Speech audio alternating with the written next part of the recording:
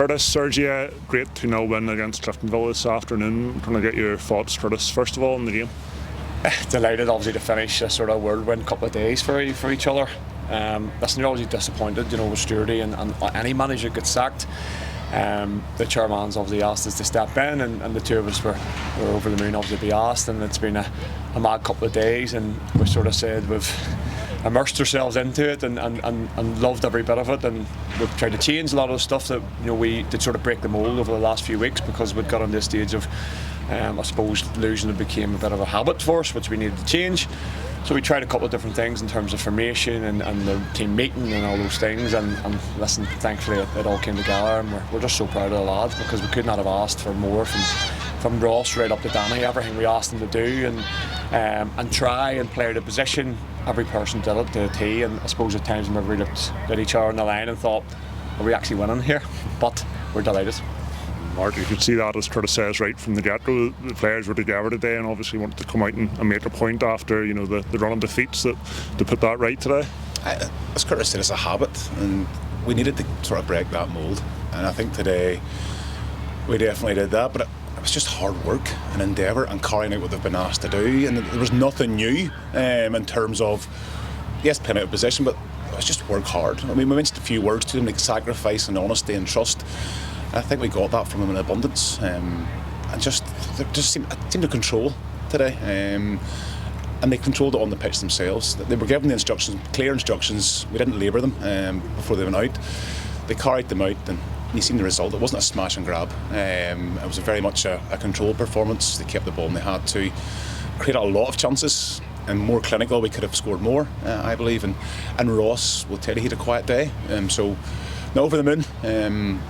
It's took a lot of time and effort and phone calls and people working with us and people constantly around us going, what do you need? Let us know what you need to put this on. And it's just been a lot of communication, a lot of hard work from everyone involved. But the players today were outstanding, to a T, everybody. So absolutely over the moon. Curtis, you know a lot about scoring goals. You talk us through the 2 goals from today. Danny, first of all, to open the scoring, and then Sean to make sure of it.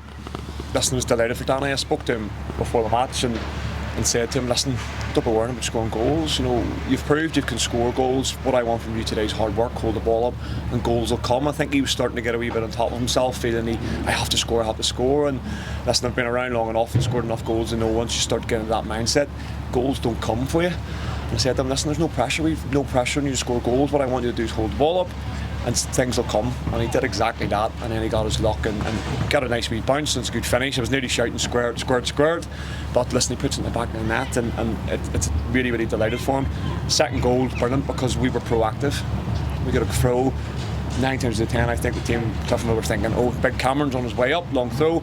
We took it quick, ball drops to Sean and Clippers, who was magnificent today, and we hit it some whack into the side net, and listen, we're delighted. 2 great goals. We could have probably had a few more. Heats had one there where he passed it. Probably should have maybe run for himself. Danny has one where Johnny Addis makes a great block. Another block with Kyle Cherry. So we're probably disappointed we didn't score more. But listen, we're delighted. 2 goals, clean sheet. Job done. Sergio, I'll ask you then about the clean sheet as the defender of the duo. Keeping a team like Cliftonville with all their attacking prowess out today, I'm sure you're pleased with. We'll not give each other a pat in the back, but we sort of looked at this before. We'll look at it defensively and see what we need to do and the instructions, and Curtis looks at it attacking to see what we do with the ball. But we've really good defenders. We just got out of the habit of defending, and today I thought they were amazing. Albert worked a bit with them before the game and just positioning, and one goes, what's the other ones do, and I thought today they were outstanding, right across it. But that's easy if the ones in front of you work hard. We're back 4 sat in, kept their shape. The 3 in front, the midfielders, emptied their tanks, and it makes life easy. And the wide men, they put in an awesome shift. I'm sure if you put a tracker on the players today, the wide men midfield covered most of the ground, but just the control that our back 4 had and our keeper, the control they had of the people in front of them, and that's what we asked. You've got to talk to the ones in front of you. You've got to position them where you want them, to give them a chase. And I thought defensively as a team, right from the very top, we were outstanding. So no, clean sheet, massive bonus, and then when you go and get the goals on top of that, over the moon. And Curtis, then I'm sure you're wanting to try this forward now, for not just on the Tuesday night, but for the rest of the season. You know, the lads want to put a run of positive results together now after the losses that had passed. Yeah, and that's what we talked about, that habit. That, you know, unfortunately, this stage for us in the club, losing it became a bit of a habit. But at the same time, momentum can change very quickly. We've obviously tried to break the mold today, and we've turned a wee corner. We haven't fairly, you know, moved right round that, but we're moving in the right direction. Run into Tuesday, you go in with a wee bit more confidence, and we see what that brings. But listen, for us today, it was just about not being beat, really, first and foremost. We've obviously won the game, which is a massive bonus, but moving forward, we've got to change that momentum, and hopefully that's a step in the right direction and start getting more points on the board, which then breeds belief, and then obviously gets us further up that table where we deserve to be. Sergi, just to finish, Glentoran away Tuesday night, the 20 Antrim Shield. What are the thoughts going into that game? I'm sure it'll be another 3 days or 2 days now of phone calls and preparation. But like we look where we were on Tuesday night to where we are today, and we told the boys today, it's never that far back. You know, you're feeling down in the dumps. It's never that far back. You're one performance away.